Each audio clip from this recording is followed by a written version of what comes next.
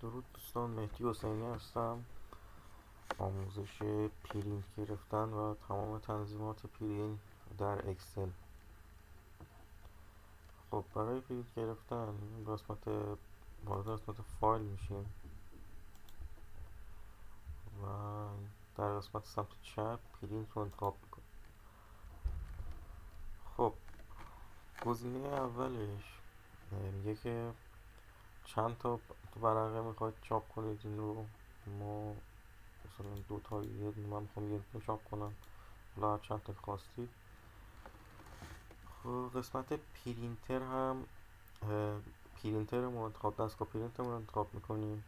ما دستگاه پرینت نداریم، پی دی اف بخوام کنیم.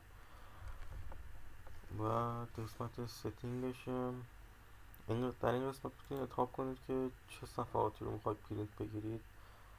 این گزینهش که میشه اون صفحه‌ای که روش بودین رو پرینت بگیره. این گزینهش هم که میشه کل کاربرگاتون رو پرینت بگیره یا شیتاتون رو. این هم پرینت سلکشنه که با موس میتونید قسمت های سلکت کنید و در اینجا پرینت میخواید براتون نشون بدم. به عنوان مثال من این قسمت ها رو سلکت میکنم و میخوام پرینت بگیرم. یعنی پرینت سلکشن رو بزنم، دقیقا همون سلولایی که سلکت کردم و اینجا بسن نمایش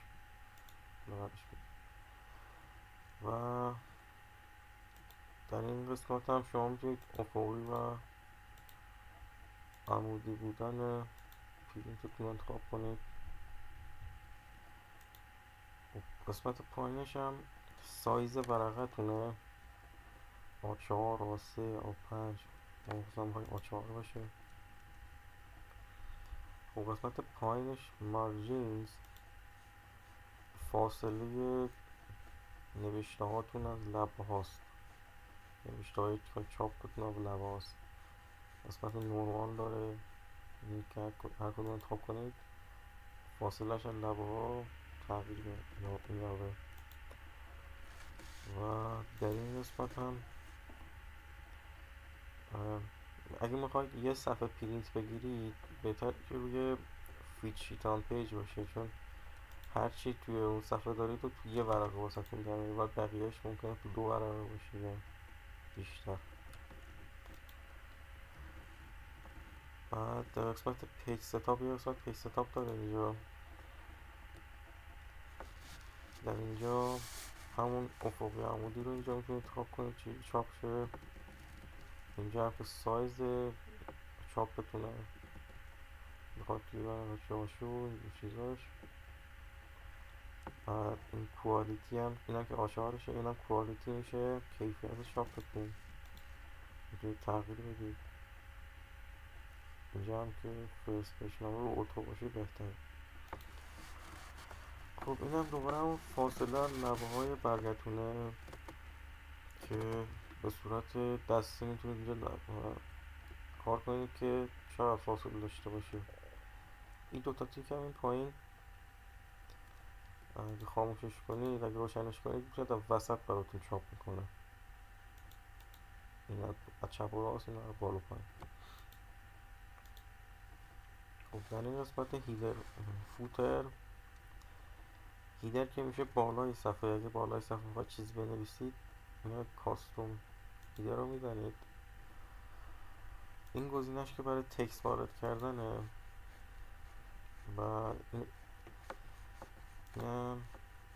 اینا برای نامبره،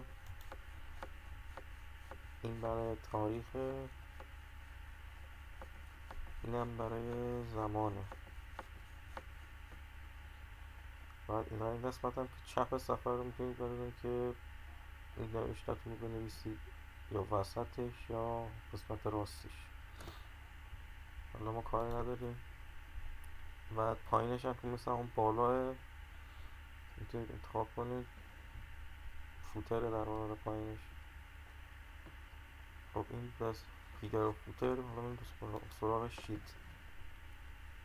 خب این قسمتش که این قسمت که ما پرینت بگیریم رو انتخاب کردیم، کاری نداریم. خب قسمت پرینت اگه این گزینه رو انتخاب کنید و اوکی رو بزنید، میاد واسه سلولاتون نقطه‌چین رو خطکشی میکنه و اینجوری چاپ میکنه. اگه روشن نباشه بدون خطکشی چاپ میکنه براتون. قسمت بلک اند وایت هم که سیاه سفید براتون چاپ میکنه. درفت کوالیتی هم اگه اوکی بزنید هیچ چیزی، هیچ خطی واسه تون اینجا نشون نمیده. و قسمت بعدیش، این گزینه رو اگه فعال کنید میبینید که تو اکسل یک اطلاعاتی رو داره و مثلا آدرس دهی، مثلا ایگک و اینجور چیزا. اگه بخواید روشن باشه این گزینه میتونید روشن کنید و پایین چاپ شه. حالا ما نمیخوایمش بشو برم. خب این همین بود دیگه از پرینت گرفتن. خب دوستان، اگه تضمیناتتان که انجام شد، این پرینت رو بزنید و بعد واسهتون پرینت میکنه. ممنون بابت تماشای ویدیو. حتما چنل ما رو سابسکرایب کنید، ویدیو رو لایک کنید. خدا